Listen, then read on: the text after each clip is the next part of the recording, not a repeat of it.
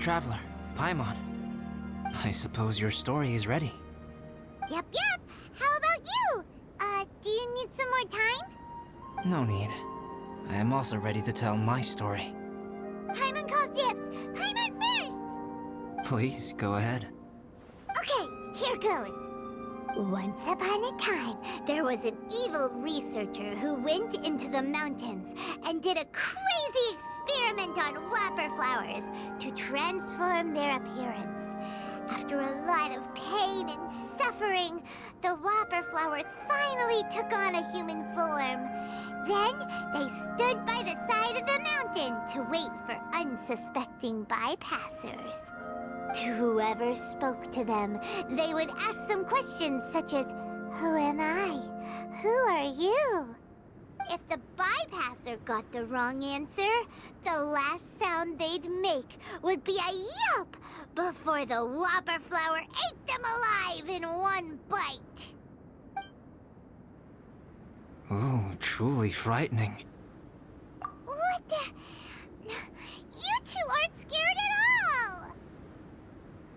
Don't go nitpicking, okay? If you didn't like the story, go write your own!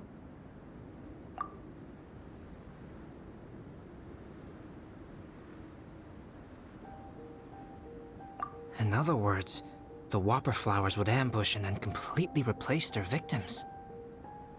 And then what? Go back to where the person lives?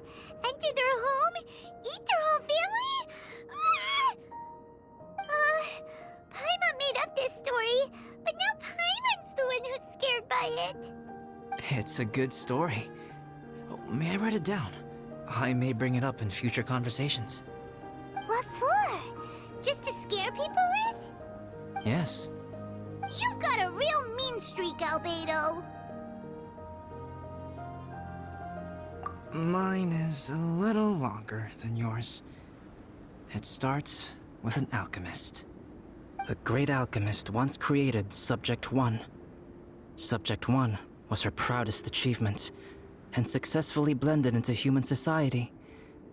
No one ever would have thought that this friend of theirs was in fact a synthetic human. However, unbeknownst to Subject 1, the alchemist had tried the same experiment many times before he had come into being. Some of the rejects from failed experiments had been discarded, but had not died. Subject 2 was one such failed experiment. He was swallowed by a great dragon that came to rest upon a snow-swept mountain. Many years later, he was resurrected by the dragon's mysterious power.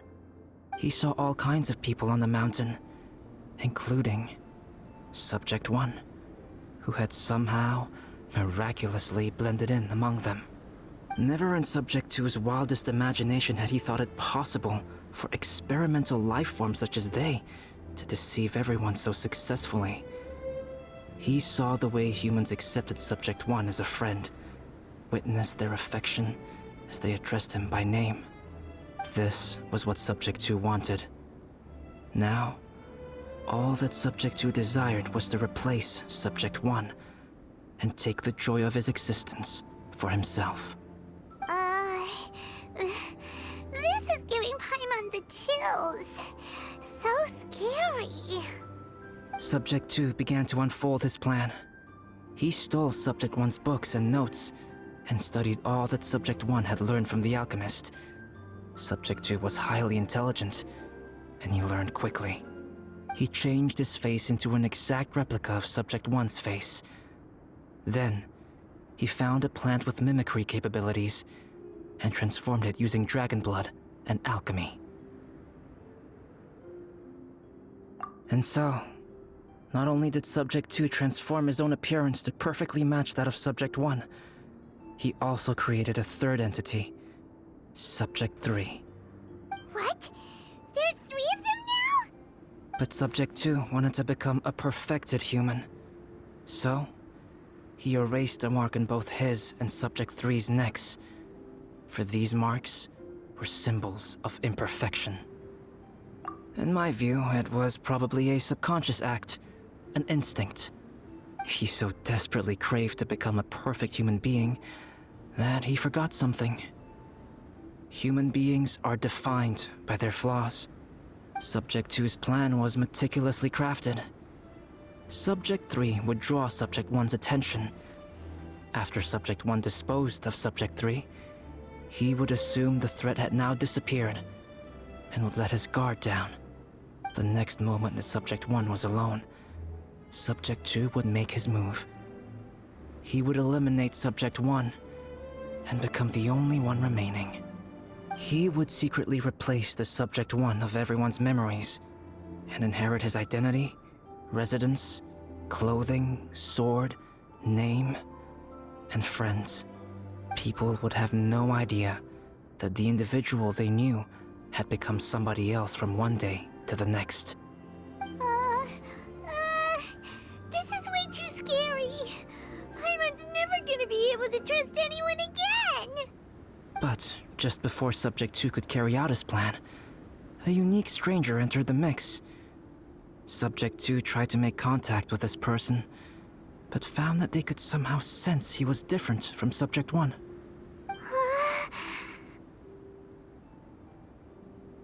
What's wrong? Are you scared? What happened then? What happened to the stranger? He became a new stage in Subject 2's plan. One more person that Subject 2 had to dispose of.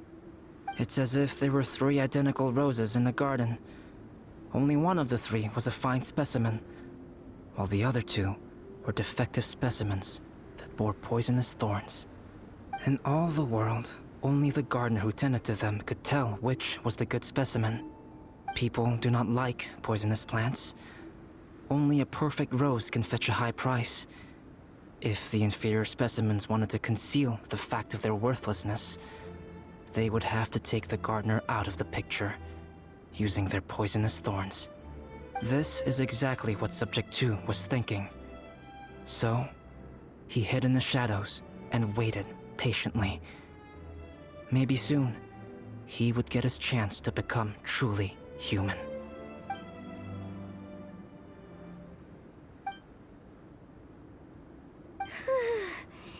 That was intense! So what happened after that? Did Subject 2's plan succeed? Paimon can't bear thinking about it.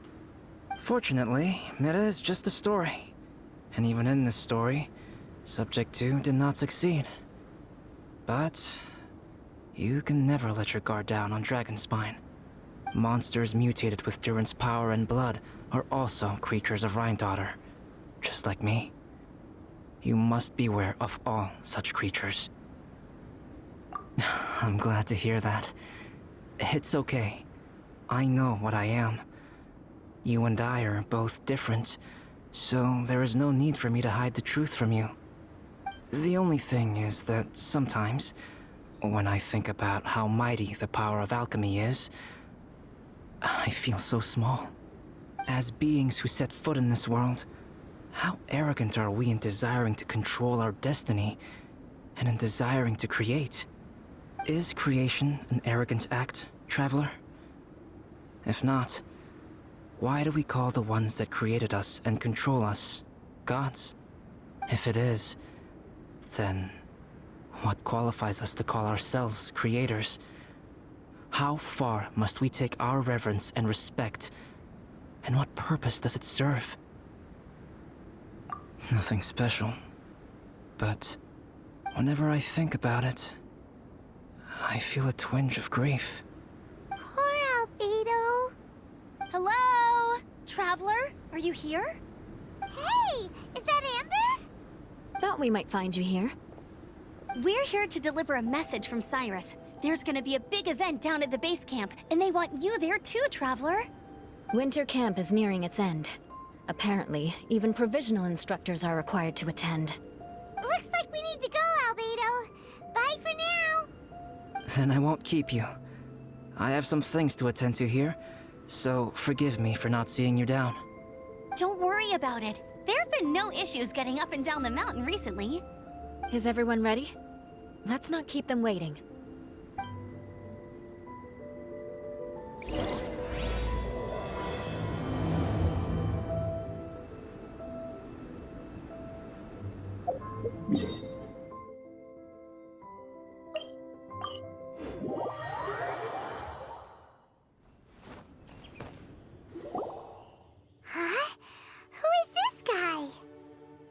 allow me to introduce Yozerv. He's Joel's father. Dad, this is that traveler I was telling you about. The traveler's helped me out loads in the past, and this time we even built a snowman together. Joel has told me everything about you. I can't thank you enough. Wow! This is amazing! Wait a second. Why is Cyrus discreetly wiping tears away? And what is Pallid doing here? Pallid is the hero of the hour this time. Go on, Pallid. Tell us what happened in your own words. Okay.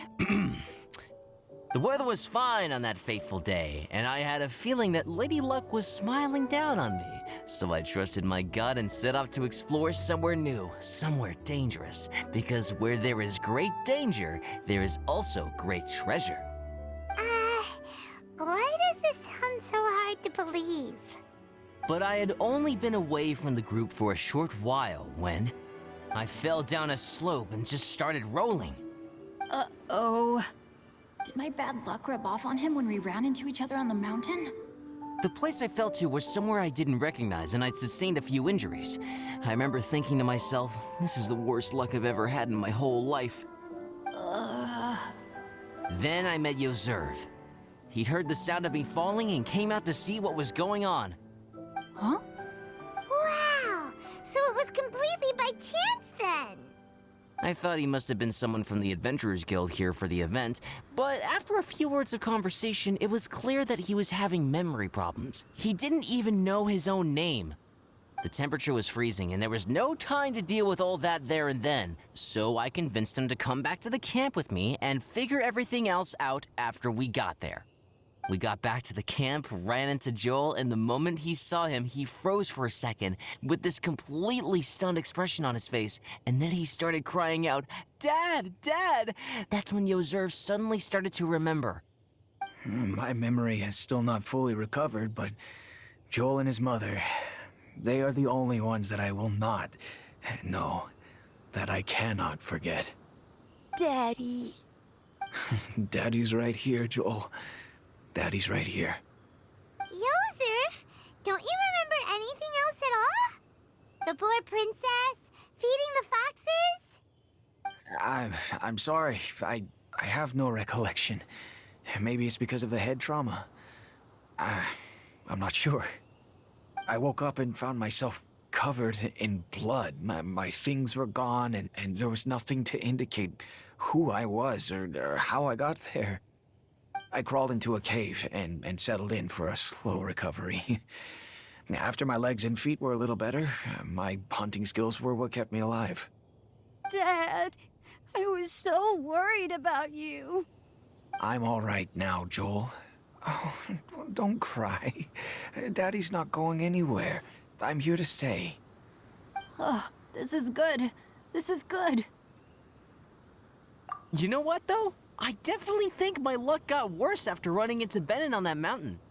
I knew it. I just... No. I just meant if it weren't for you, there's no way I ever would have run into Yozerv on a mountain this huge. Besides, we got back safely, didn't we? So don't blame yourself. Maybe sometimes miracles can only happen when you get just unlucky enough.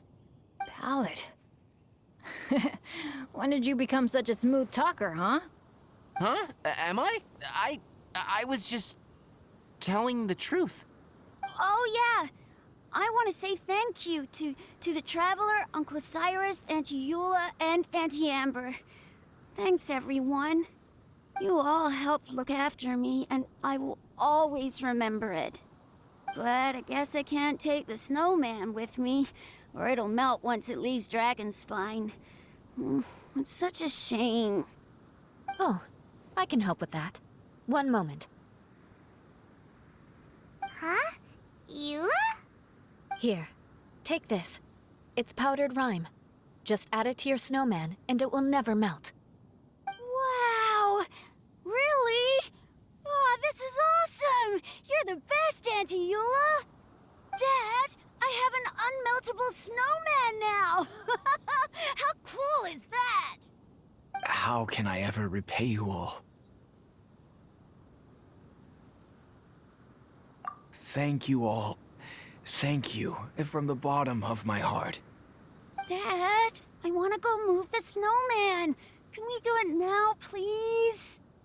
Okay. I'll be leaving with Joel now. I'm sure I'll see you all another day. Very well, very well. It's time for Pallid and I to have another discussion concerning his breaches of adventurer discipline. Huh? But Cyrus, I think I kind of made up for my mistakes this time, you know? See you guys! Oh, I made this for you and Amber. Think of it as a winter souvenir. Aw, are you sure? This must be really important to you. Come on now, just take it. No need to make such a fuss. Wow! Now our snowman won't melt either! Great! You're welcome. Just keep it, that's all I ask. Amber and I have some business to attend to now. See you later. See you! Everyone's gone. Seems like they've all got their own stuff to do now. Oh! You know what? We've been on Dragon's Spine all this time, and somehow Paimon still forgot to ask Albedo about how to make a fruit juicifier machine that could keep the juice fresh. Maybe we should try Timaeus again. He does seem pretty eager to please after all.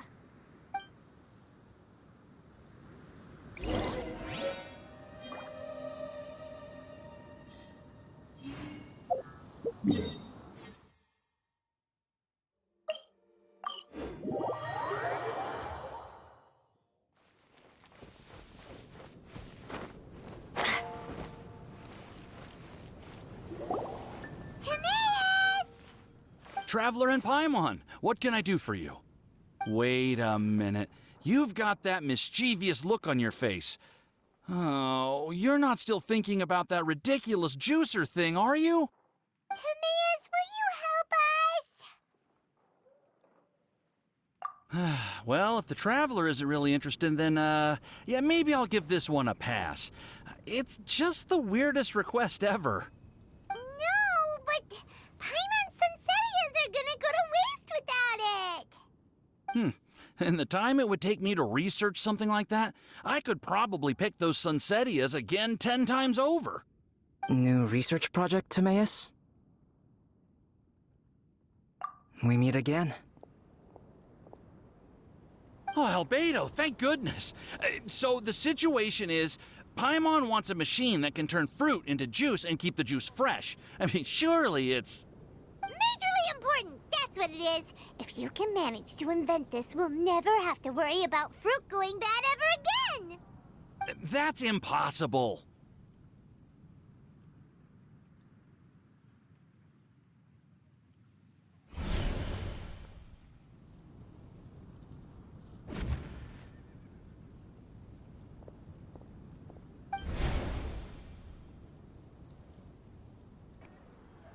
Turning fruit into juice is not hard, but keeping it fresh is more difficult. But if you simply want to keep the fruit from rotting, there are many ways to achieve this. Right, Traveler? What about his neck? What's wrong? Is there something on my neck? From the look on your face, it's as if you thought I just played a practical joke on you that was in exceedingly poor taste. Albedo, you were saying, how do you stop fruit from going bad? Well, one way would be to bury your fruit on Dragonspine, where the snow never melts all year round. But then Paimon won't be able to eat them! You could always live on Dragonspine. No, too cold for Paimon.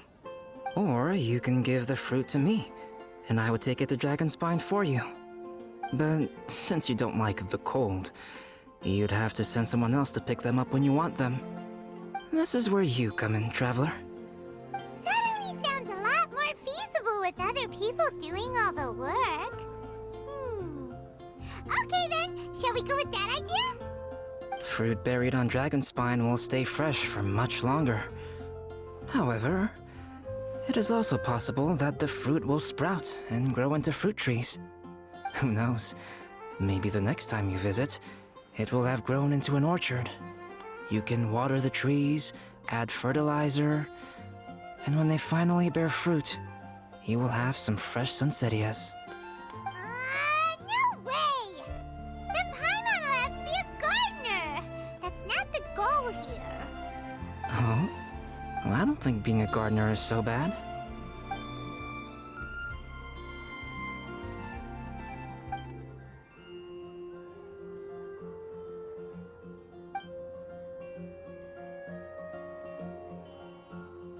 Albedo! Stop trying to get your hands on Paimon's super sweet Sinzerias! It bothers you, does it? Of course it bothers Paimon! They are the rarest, super duper sweetest Sinzerias ever! And they're not for you! Okay, but they're just Sunsettias. I think you're only so attached to them because you don't have much fruit of this quality in your possession. When someone's pockets are full and their spirit is fulfilled, they don't easily fall prey to this kind of yearning.